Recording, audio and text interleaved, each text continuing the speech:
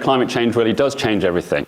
If we're going to meet the sort of kind of global targets or stabilize global temperatures, then we're going to have significant change, whether we like it or not, either through the transformations that we go through, or if we don't meet it, we're also going to have major change as well.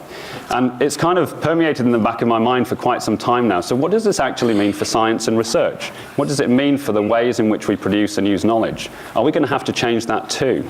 And so I started thinking about this a couple of years ago, as I was a little bit frustrated about the inability to get action happening in terms of the changes that we might need. And it really kind of got me thinking that, is it really good enough what we're doing already? And Phil Hamlin, who is a public health researcher in Glasgow, he kind of found a nice way of summarizing some of the challenges. And that is that many of the advances in knowledge that we have had over the last 300 years are actually part of the problem. He points out that scientific research, whilst it's brought phenomenal benefits, not to be discounted, it's brought phenomenal benefits, has also created some of the challenges or been part of some of the challenges. So climate change is a result partly of some of the scientific advances and the technological advances for fossil fuel extraction, for example. Or obesity is partly the result of the scientific and technological advances that have affected mobility patterns, for example. So in itself, the knowledge, whilst the scientific sort of and research paradigm has been very helpful in many, many ways, it has also been contributing to some of the problems, and we can't just use the same kind of methods to address the current problems that we have. And what he really points out is that in addition to the knowledge, it's not just about knowledge, we also have to take into consideration of what is good and what is beautiful. And somehow that normative dimension has been missing, and that science and research have often not been accountable to the society. And then there's this other part of that is, are we actually learning fast enough? We have to make rapid changes if we're going to address things like climate change, yet we have to then accelerate the learning processes possibly around that too. We can't just wait for the 10, 20 years for an idea to permeate down into practice. We just don't have the time for that. So that raises this kind of question in my mind about what kind of changes, what changes do we need in order to think about how we both produce knowledge and how that is integrated or used in different forms in different settings. To explore that a little bit further, this is just a simple framework that is often used by Karen O'Brien, and that really just sets the scene for thinking about where those changes might need to happen. So this framework is just really identifying, we have what we call the practical sphere, the systemic sphere, and the cultural sphere.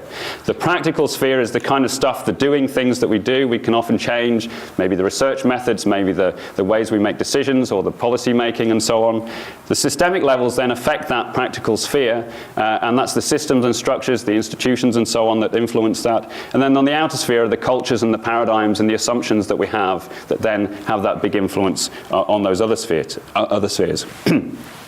The key thing about that, though, is that it's when you get the changes at the outer levels and the sort of middle levels where you get the biggest change at the practical levels as well.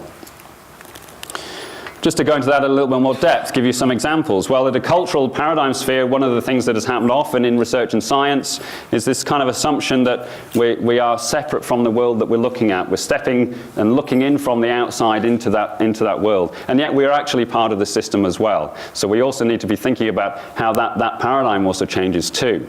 So stepping in from the outside and looking at things from the outside sort of separates us from many of the things and the learning opportunities that we might have, for example, learning from practice. There are different kind of ways and knowing that are important in that. And that kind of assumption, it also permeates down to the systemic level. So for example, it kind of helps and thinks, it also sort of creates a traditional separation of knowledge institutions from the practical institutions. So what is learned in the practical institutions is separate from the traditional knowledge institutions like higher education institutes and so on. And as Ed Hackett kind of pointed out a couple of years ago, he kind of highlighted it's unlikely, he felt, that the innovations needed will come from higher education institutions themselves. A lot of the innovations are coming from outside of that area. The knowledge is being created and used in different settings. And then that leads to the kind of practical sphere. And one of the kind of examples of this that I've been thinking about a lot is that I'm quite curious as to why we spend so much emphasis understanding the problem, perhaps less identifying the solutions, and almost very, very little about actually how we facilitate the change, the how-to kind of questions. And I haven't looked at the research directly, but I did look at about 5,000 papers flick through 5,000 papers on climate change, and I reckon it was something about 95% were on understanding the problem. So we tend to focus on this element and at the expense of actually how do we do the change. That also then kind of is related. I was thinking about, well, where's that coming from? And one of the things that comes from, I think, is a little bit of the emphasis on particular kinds of knowledge in our traditional research institutions. So epistemic knowledge, so Aristotle identified 3 kinds of knowledge. He talked about epistemic knowledge, and these are the principles, these are the sort of written word, the PowerPoints, that kind of thing, that is articulated in that kind of form. It's the conceptual and the theoretical. But there's also the techne, which is the know-how. How do I know how to use this computer? How do I know how to install a solar panel or something like that? That's the kind of know-how knowledge. Often embodied, it's difficult to articulate, often difficult to articulate in a written form. And then there's the phronesis, which kind of combines the first two, but particularly the techne, which is about the notion of where do you get the wisdom from in order to make sense of, am I doing it in the right way, or to achieve a good end, or to achieve the right kind of end from a moral perspective? So that wisdom comes in part of that too. And again, that's very much an embodied knowledge.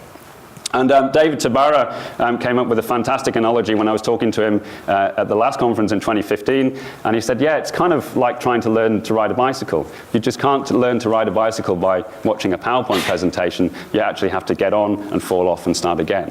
So it's that getting on and falling off we have to engage with to get to these different kinds of knowledge, which allows us to get to that how-to question as well. So yes, there is research and work happening in these spaces, but it tends to be much, much less than some of the other things that are happening too. And that kind of leads to some different ways of thinking about research. So how research is conducted, by whom and what for. So you could think about research on practice, observing the practice, and that has a level of validity as well, or research for us practice, where you might think about an engagement of many different practitioners and researchers together, but even research through practice. If I think of artists, I'm not an artist, but I always imagine that artists are creating something, an art piece like last night that we saw, which was wonderful, but actually it's the process through doing that's really important, and the process itself is a form of knowledge. So is it possible to conceive of the process of creating a transformative policy as a form of knowledge in its own right as well? So I think that's kind of what I'm getting at. Can we really radically think about different ways of doing things that will help us accelerate how we think about moving towards transformations?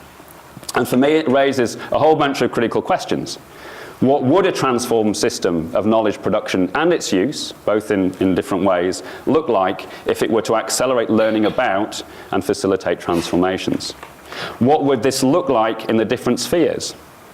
And how do we get there? What would we need to put in place to get there? And also, what do we need to keep from the current system? There are many things. We don't want to throw the baby out with the bathwater. There are many things over the last 300 years that have really helped us in many sorts of ways. So it's not about saying that one is better than the other. It's about saying, okay, let's have another think and look at this and see how we can accelerate how we learn, but also how we facilitate transformations as well. So that's really just setting the scene for today. What's going to happen now is we've got a couple of keynotes, but this afternoon, particularly in the latter half of the afternoon, we're going to engage in a whole exercise together. There will be breakouts, different groups moving into different rooms. That'll all be explained later. But we're going to start looking at those questions. And my goal by the end of this conference, and I'll explain again that a little bit more later as well, but by the end of this conference, we will have a collective statement that we can make regarding some of these sorts of questions, okay? And I don't know the answer to them. If I knew the answer, then I could tell you, but I don't. But I'm opening this up as a collective conversation that we can have around that this afternoon. So I'd like to introduce our next keynote. So Lindsay Levin, and Lindsay has a phenomenal background, not from research particularly, but also from the learning and the practice in the work that she does, which she'll explain when she gets up here. So over to Lindsay. Thank you very much.